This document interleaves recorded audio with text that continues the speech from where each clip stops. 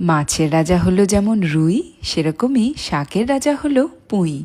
চলো আজকে তোমাদের সাথে শেয়ার করে নিই একটা পুঁই শাকের রেসিপি। পুঁই শাকগুলো কুচি করে কেটে ভালো করে জলে ধুয়ে জল ঝরিয়ে রেখে দিতে হবে। এখন একটা শুকনো কড়াইতে খানিকটা মুগের ডাল লাল করে ভেজে নিতে হবে। এবার একটু জল দিয়ে এরকম ভাবে দুবার নেড়ে চেড়ে জলটা ফেলে দিতে হবে। বেশি ধুয়ে ফেলো না কিন্তু, তাহলে ভাজা ডালের গন্ধটা চলে যাবে। আগে থেকে ভিজিয়ে রাখা খানিকটা মসুর ডাল এই মুগের ডালের সাথে যোগ করব। তারপরে দিয়ে দেবো জল, নুন আর হলুদ। আধা সেদ্ধ হওয়া অবধি ডালটা রান্না করে নিতে হবে। এরপর ধুয়ে রাখা পুঁই শাকগুলো এর মধ্যে দিয়ে সেদ্ধ হতে দিতে হবে। এখন কড়াই খানিকটা সর্ষের তেল গরম করে তাতে কয়েকটা ডালের বড়ি ভেজে তুলে রাখবো। তারপরে দিয়ে দেবো তেজপাতা, শুকনো লঙ্কা, জিরে ফোড়ন। এরপর দিয়ে দেবো একটা বড় পেঁয়াজ কুচি, সামান্য নুন আর 1 চামচ 5 ফোড়ন। পেঁয়াজ ভাজা হয়ে গেলে থেতো করা আদা, রসুন আর কয়েকটা চেরা কাঁচা লঙ্কা দিয়ে আরো 2 মিনিট রান্না করে নেব।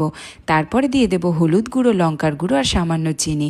আরো 2 মিনিট রান্না করার পরে কয়েকটা টমেটো কুচি দিয়ে দিতে হবে। মশলা ভালো করে কষানো হয়ে গেলে ডাল এবং শাকের সেদ্ধটা এর মধ্যে দিয়ে দিতে হবে এবং তার সাথেই ভেজে রাখা বড়িগুলোও দিয়ে দেবো। সব শেষে একটা চেরা কাঁচা লঙ্কা আর পরিমাণ মতো নুন দিয়ে 10 মিনিট হাই ফ্লেমে রান্না করলেই তৈরি হয়ে যাবে ডাল দিয়ে পুঁই শাক। গরম ভাত, ডাল দিয়ে পুঁই শাক আর 1 পিস মাছ ভাজা, ব্যাস আর কিচ্ছুটি লাগবে না। আমি তোমাদের বলছি একবার বাড়িতে ট্রাই করে দেখো, আশা করি খুব ভালো লাগবে। Thank you.